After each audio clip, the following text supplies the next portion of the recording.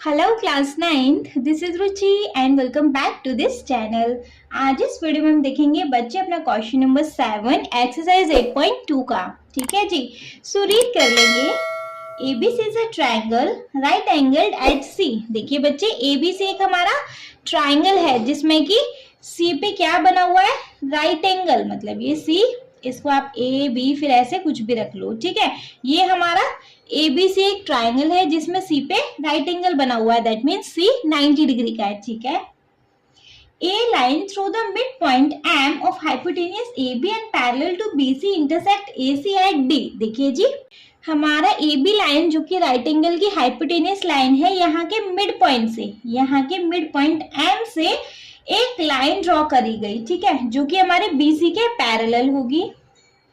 ये हमारा mid point M और ये जो लाइन है ये हमारे BC के पैरेलल है। चलो इसको नेम दे दें क्या, D बोला भी है क्वेश्चन में। चलो ठीक है, शो करना है हमें कि D is the mid point of AC। First part में शो करना है कि D AC का मिड पॉइंट है। सेकेंड पार्ट में MD परपेंडिकुलर होना चाहिए AC के, मतलब कि यहाँ 90 डिग्री के एंगल्स बनेंगे। ठीक है, एंड थर्ड पार्ट में बोला है CM is equal to MA is equal to half BC। CM मतलब, देखिए CM मतलब ये वाली लाइन ज्वाइन होगी थर्ड पार्ट के लिए, ये वाली लाइन को इक्वल रखना है MA के और वो भी इक्वल होगी हाफ AB के। ठीक है जी, चलो एक एक करके पार्ट्स देख लेंगे। सबसे पहले जो हमें गिवन है उसको लिख लें। हमें गिवन है बच्चे कि एंगल C हमारा 90 डिग्री का है। ठीक है, एंड हमें क्या गिवन है कि जो MD है पैरेलल है हमारे BC के, MD पैरेलल है हमारे BC लाइन के, दैट इज ओके। चलो प्रूफ करना है हमें। टू प्रूफ, देखिए बच्चे फर्स्ट पार्ट में प्रूफ करना है कि D हमारा AC का मिड पॉइंट है। कैसे कर सकते हैं, देखो देखिए जी, हमारे ABC ट्राइंगल में AB पे, मतलब एक ट्राइंगल की एक साइड के मिड पॉइंट से एक लाइन ड्रॉ हुई। ये line second line of triangle के पैरेलल है, तो ऑटोमेटिकली थर्ड लाइन पे D हमारा मिड पॉइंट बनाएगा। Reason, converse of the mid point theorem है ना। Converse of mid point theorem की वजह से हम कह सकते हैं कि D हमारा ऑब्वियसली AC का मिड पॉइंट है। लिख लेंगे ढंग से फर्स्ट पार्ट के लिए। इन ट्राइंगल ACB, इस ट्राइंगल में देखिए, अरे M is the mid point of AB। देखो M हमारा AB का मिड पॉइंट है। ठीक है, तो इसकी वजह से हमारा MD पैरेलल होगा BC के, MD पैरेलल होगा BC के। सो हम कह सकते हैं कि हमारा D is the mid point of AC। Reason दे सकते हैं बच्चे, converse of mid point theorem.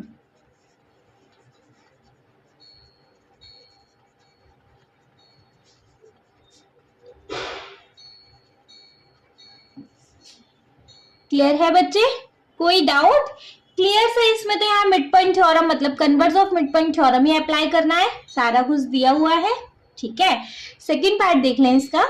बच्चे सेकंड पार्ट में हमें शो करना है कि हमारा MD परपेंडिकुलर है हमारे AC के। परपेंडिकुलर मतलब ये हमारे 90 डिग्री के एंगल्स बना रहे है ना जी। तो अगर हम इन दोनों एंगल्स को 90 डिग्री का दिखा देंगे तो हम कह सकते हैं कि हमारा MD परपेंडिकुलर है AC के। ठीक है, अच्छा मार्क कर ले इसको एंगल 1, इसको मार्क कर लेते हैं एंगल 2। ठीक है, अब देखो बच्चे हम कैसे कर सकते हैं। ये हमारी लाइन पैरेलल है इसके और ये हमारी ट्रांसवर्सल लाइन है, तो ये वाला एंगल और ये वाला एंगल मतलब एंगल 1 और एंगल 3 एक दूसरे के इक्वल होंगे। क्यों बच्चे, पैरेलल लाइन पे ये एंगल्स कैसे हैं, कॉरेस्पॉन्डिंग एंगल है और कॉरेस्पॉन्डिंग एंगल इक्वल होते हैं, है ना। तो हम यह लिख सकते हैं कि सिंस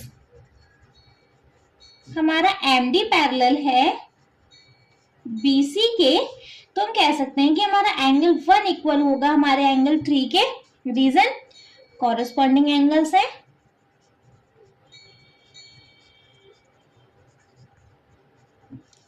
कोई डाउट नहीं है बच्चे? चलो ठीक है। हमें पता है कि एंगल 3 तो हमारा वैसे भी 90 है, तो हमारा एंगल 1 भी 90 हो जाएगा, क्योंकि एंगल 3 90 है, तो एंगल 1 भी हमारा 90 हो गया, है ना। चलो एंगल 1 मिल गया। एंगल 2 को और दिखा देते हैं 90। कैसे? देखो, एंगल 1 और एंगल 2 मिलके क्या बना रहे हैं? लीनियर पैर। तो लिख देंगे नाउ एंगल 1 प्लस एंगल 2, इन दोनों का सम क्या होना है बच्चे? 180। रीजन, ये हमारे लीनियर पैर फॉर्म कर रहे हैं, है ना। एंगल 1 अभी हमें पता है 90 है, plus angle 2 is equal to 180। Angle 2 is equal to 180 minus 90। देखो एंगल 2 इज इक्वल टू आ गया 90, है ना जी। मतलब कि हमने दिखा दिया कि हमारा एंगल 1 और एंगल 2 90 डिग्री है। सो हम कह सकते हैं हमारा MD परपेंडिकुलर होगा हमारे AC के। क्लियर है? कोई डाउट इसमें बच्चे? चलो थर्ड पार्ट पे मूव कर लेंगे। थर्ड पार्ट में हमें दिखाना है कि हमारा CM इक्वल होगा हमारे MA के, और वो भी इक्वल होगा हमारा हाफ ऑफ AB के।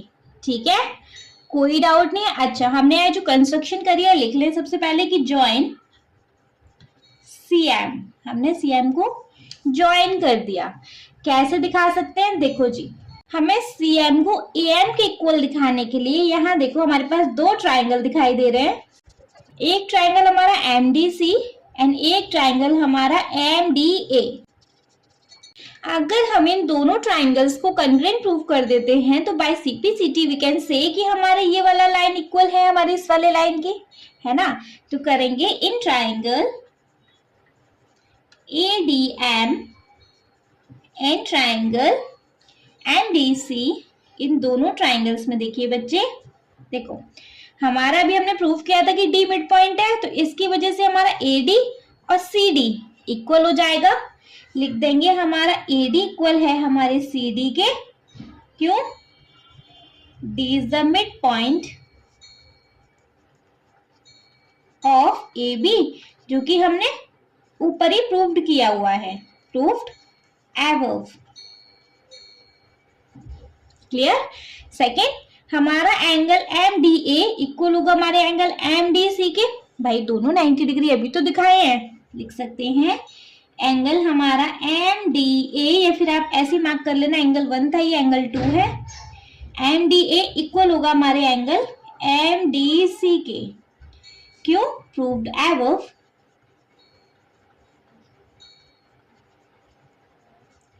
एंड बच्चे थर्ड वन इज कि हमारा MD लाइन दोनों ट्राइंगल में कॉमन है, तो लिख सकते हैं MD कॉमन है हमारे MD के, तो बाय ये वाली लाइन एंड एंगल, तो बाय SES कॉन्ग्रुएंसी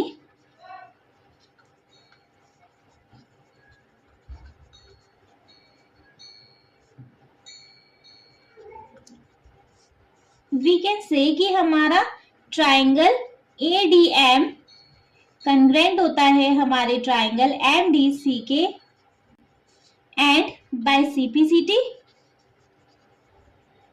हम कह सकते हैं कि हमारा AM इक्वल होगा हमारे MC के। अच्छा, अभी के लिए मार्क कर दो बच्चे इक्वेशन इसको 1। ठीक है, कोई डाउट नहीं है। अब देखो, देखिए बच्चे, हमारा M मिड पॉइंट है इस AB लाइन का, तो हम कह सकते हैं कि जो हमारा AM है वो हमारा हाफ ऑफ AB है ना। तो लिखेंगे नाउ हमें पता है कि M हमारा मिड पॉइंट है AB का, M is mid point of AB, तो हम कह सकते हैं कि AM हमारा होगा हाफ ऑफ AB के इक्वल, है ना। कोई डाउट नहीं है ना। चलो मार्क कर लो इसको इक्वेशन 2। अब देखिए बच्चे, हमने अभी बोला कि AM हमारा MC के इक्वल है, और हमने सेकंड इक्वेशन में बोला कि AM हमारा हाफ ऑफ AB के इक्वल है। तो हम दोनों इक्वेशन से कह सकते हैं कि तीनों चीजें आपस में इक्वल है ना। So from equation 1 and 2 we can say कि हमारा ए एम इक्वल है हमारे एम सी के एंड वो भी इक्वल है हमारे हाफ ऑफ ए बी के। यही हमसे थर्ड पार्ट में प्रूव करवा रहा था बच्चे, और देखो हमने इसको थर्ड पार्ट में कर दिया प्रूव्ड। क्लियर है क्वेश्चन? बहुत इजी से क्वेश्चंस हैं बच्चे, बस ये सारे क्वेश्चंस आपसे प्रैक्टिस मांगते हैं। आप जितना प्रैक्टिस कर लोगे उतना अच्छे से आपको ये सारे क्वेश्चन समझ आ जाएंगे।